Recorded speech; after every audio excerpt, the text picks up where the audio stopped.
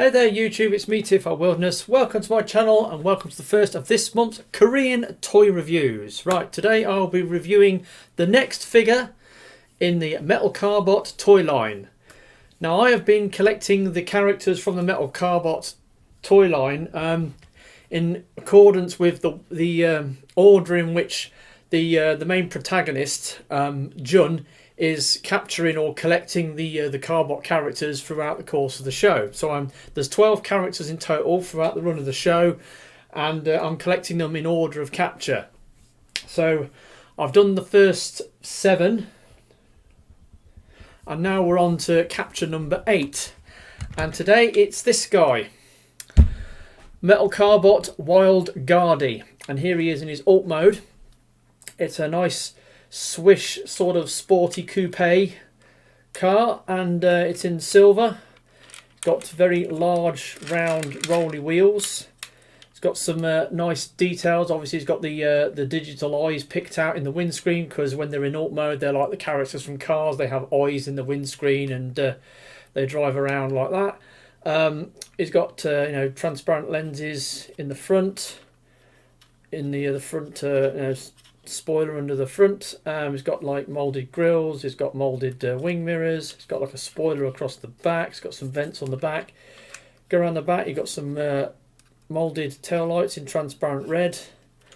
Yeah, and it's a nice solid car that rolls extremely well. Got a bit of robot junk underneath, and that's that. Now a quick look at his metal card. There's his metal card that plugs onto his card weapon. As you can see, it's got his name, it's got some artwork of the character, it's got some nice gold stripes on it, and then it's got the Cardbot sigil on the back. And this one has got a hole in each corner, and there's 2 pegs in the top of the card, so that it will plug in any which way you want. So it's universal. It will plug in any way you want, unlike some of the others which only go in one way because of the arrangement of the pins on the back of the card. Now, I've been criticised in my previous videos for not doing the size comparison between the alt modes of the various characters. You know who you are. Right, so I've gone to enormous trouble to transform all the Metal Cardbot characters that I've got up to now into their alt modes, so that I can do the comparison between the alt modes and then the robot modes afterwards. Right, so first of all, starting with Blue Cop, the main character, Jun's sort of partner bot, who he always brings out whenever there's a fight. And these are actually mold mates, because the way they work is very similar. The transformation is very similar, though I will say Blue Cop's transformation is a lot fiddlier, because he's got a lot more stuff going on with he's got some extra panels around the back, and his clearances are a lot less forgiving than Wild Guardy, who's a bit smoother to transform and got a little less going on with his sort of kibble management.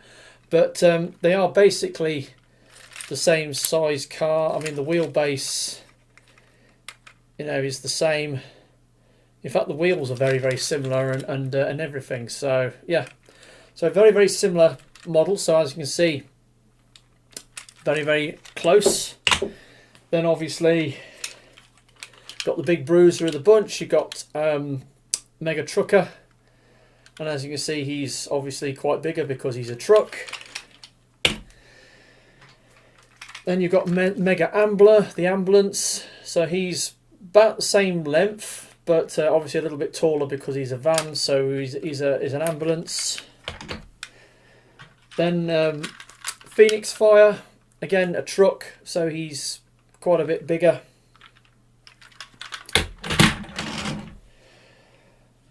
Then the oddball of the bunch, Shadow X, turns into a bi-rotor helicopter.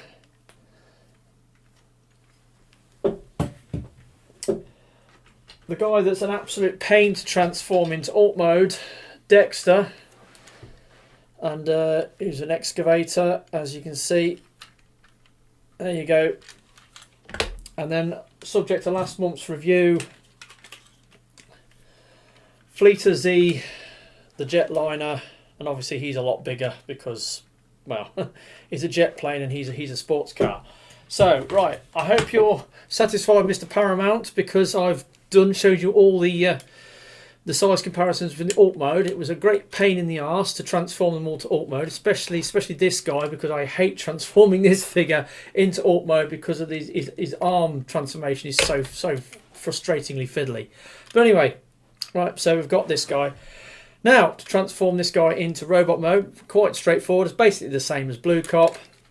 The best way to start is with the doors. Now, the doors, if you grab the top of the door and the bottom of the door, and then you put your thumb on the wing mirror and on the bottom, and then sort of hinge it out like that, and then bring it out, and then sort of bring it up. So like that, and then like that. So that brings the doors up. Then you can start folding the legs out. Now on the back of the legs you've got these little panels which you just fold them up, open up the spoilers, put them inside, shut them down, and then continue with the legs. Then you've just got to pull the feet out and then split the legs, and that's the legs done. Then moving up top, you've got the shoulders. Pull them out, get this panel here, bring it back, fold it up, and then the backpack, you can sort of position it up a little bit. It does come out to give you clearance for the transformation. And then the arms, you just fold the arm forward and then position the shoulder, and then bring the arm forward, position the shoulder, and then, like I said, the backpack, you can have it like that, or you can move it down to give him a cleaner sort of silhouette from the front.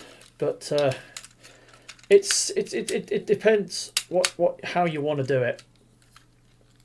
I'll just have it down because it just looks better. Anyway, so there we go. There is Wild Guardy in his robot mode, and he looks pretty cool. I mean, he's got very much got a, like a medieval knight or like a, like a gladiator type aesthetic going on. He's got like the crested headdress. He's got like sort of plate armor, and his colours, the purple and the silver and the hints of gold and orange, works quite well with this guy. It looks pretty cool. Looks very, very regal in his sort of colour makeup.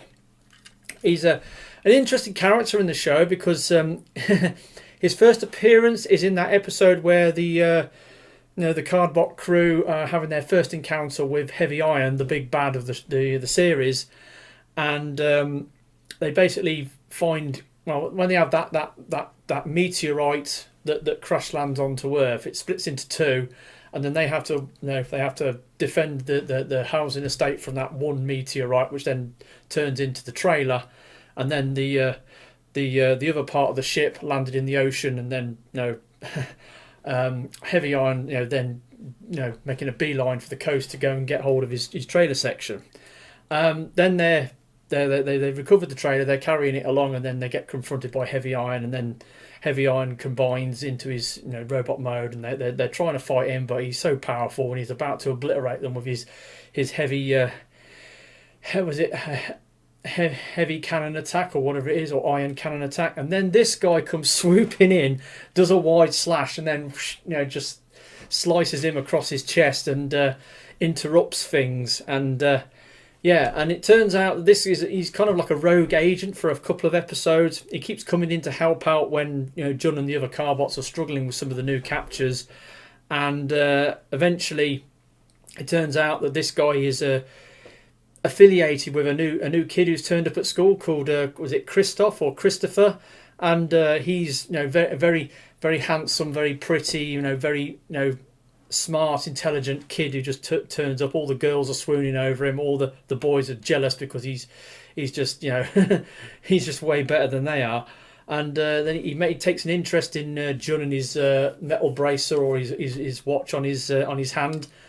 And then he turns up in episodes after that, and then eventually it's discovered that he's actually a partner with Wild Guardy, and then this Wild Guardy helps them with a couple of the captures. Most notably, he helps them with the Dexter capture and the Fleeta Z capture, and then eventually, you know, Wild Guardy has it out with because he back on their home planet, he really admired Blue Cop, because Blue Cop was like a prize fighter, and Wild Guardy really followed him and admired him.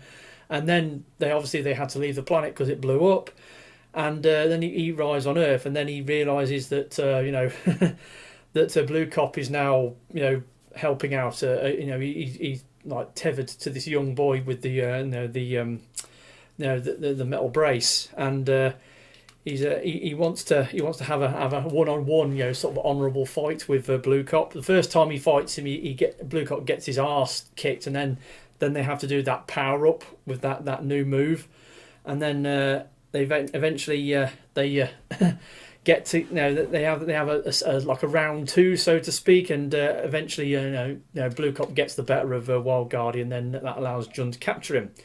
Now, obviously this bot, I've whittled on about the character for long enough. Let's talk about the toy. Right, so he's got a ball jointed head, which, as you can see, it's got a excellent range, forwards and backwards, waggle, goes all the way around.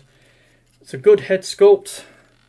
It's like I said, very much like a sort of like a gladiator or medieval knight.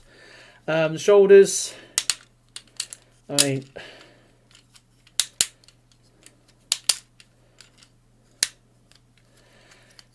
now they do hit the backpack.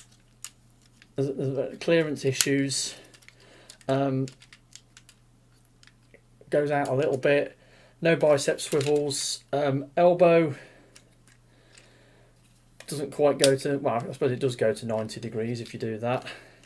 It's got a little bit of a wiggle on this forearm piece, but again, no wrist rotation. Nothing at the waist. Hips go out. No thigh swivels. Through the transformation, it's got like a double jointed sort of knee, and the feet are at that usual sort of angled cut that gives it a neutral A stance when stood up straight. So yeah, he's a little bit, you know, a little bit awkward to move. Not the most articulated thing, but then again, it's a Korean toy. You know, they don't go in for that intermediate articulation that we take for granted on Transformers figures. Also, I think proportions-wise, I think his arms are a little bit small. Same as it's a mould shared with Blue Cop. It's got similar sort of problems to what Blue Cop has got, even though this guy has got a slightly better transformation, because his backpack sort of tidies up a little better, plus the fact you've got the option whereby, you know, you can have it out. That gives you a bit more clearance from the arms, or you can bring it up and have it like that. So you've got options with this guy. Now, card weapon. He comes with a sword. Now, he's got the accessory. Now, the sword, it's very small. In the show, he's got like this much not a massive sword, but he's got like a sort of a longer blade than this, and it's purple. It's not silver, and he uses it with his main attack is called Wide Slash, where he does like a swing, and they get this arc of light that goes across and does lots of damage. But his card weapon, if you can call it that, is a shield, and the sword does slot into the top like so, and it clicks into place. But the shield, the transformation is very easy. You just bring the sides out like that, and then you just flare these bits out the top, and there's his card weapon. It's a shield. It has a handle on the back that comes out that he can fit in. Now, this is a very tight going into his fist. Oh, I got it there.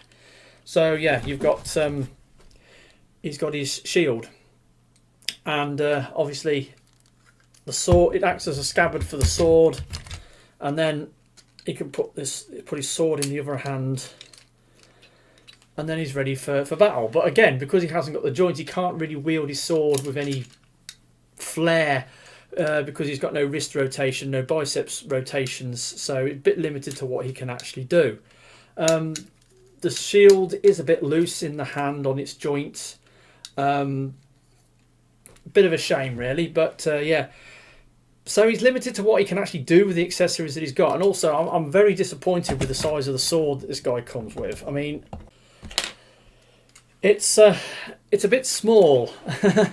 I mean, where it fits into the thing, you can see it only goes down that far. Now, if they'd have hollowed out the back of the inside of the shield so they could put a longer sword in it, I would have been happier. And if they'd made the sword out the same purple transparent plastic that they made the shield out of, that would have been more screen accurate.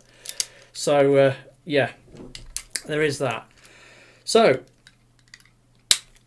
right, that's the basic review done. All that's left is the size comparisons in robot mode. So starting off with, I'll do my usual one with my usual size comparison, which is Combiner Wars Megatron. As you can see, he's way smaller than that. Now also, as he's quite small, I decided to do some other size comparisons. And the main reason I've got these figures out is I'm going to be doing a back-to-back review with the other Korean toy that I've got, which is also a smallish figure. So here we have Legacy Tarn, who's a Voyager. And as you can see, he's a bit smaller. And then I've also got Legacy Bombshell. He's a little bit bigger than a Deluxe and smaller than a Voyager. So there's that. So now you'll just have to give me a moment to transform all the other figures back to robot mode. Right, so here we go. That took some time. There he is, next to Blue Cop.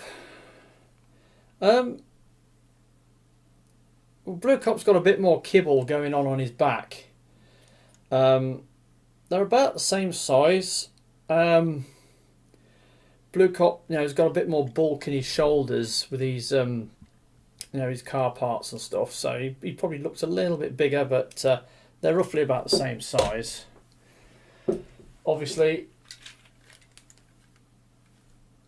Mega Trucker's way bigger.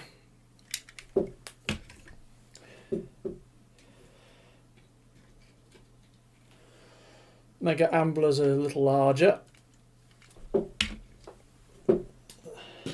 As is Phoenix Fire.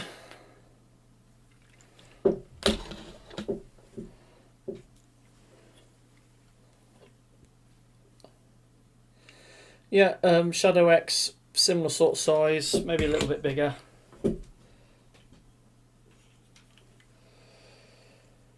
Yeah, Dexter's a bit larger. And obviously Fleet Z, who's a lot bigger because of what he transforms into, a jetliner. So there we go. That's been my review. Quick before we go, I usually like to show the box. Obviously, here's the box. Nice sturdy cardstock. Big picture of the character. His name there. It's got Jun on the side. Then he's got his robot mode and his car mode. Made by Sam G Entertainment. And then it's got all the usual stuff you'd expect from a box. Comes with the usual sort of black and white instructions for transformation. So yeah, he's a fairly typical metal Cardbot figure, and yeah, number 8 in the toy line that I'm collecting. So yeah, there's only 4 more to go. So we've got Black Hook and his 2 cronies, Buffalo Crush and Buster Gallon. And then finally we're going to get on to the big bad of the whole series, Heavy Iron, right at the end. If I make it that far, But yeah, there we go. That's been my review for today. Metal Cardbot, Wild Guardy, the next figure in the Metal Cardbot toy line. So hopefully you even found this review of use, and I will catch you all next time. Ta-da.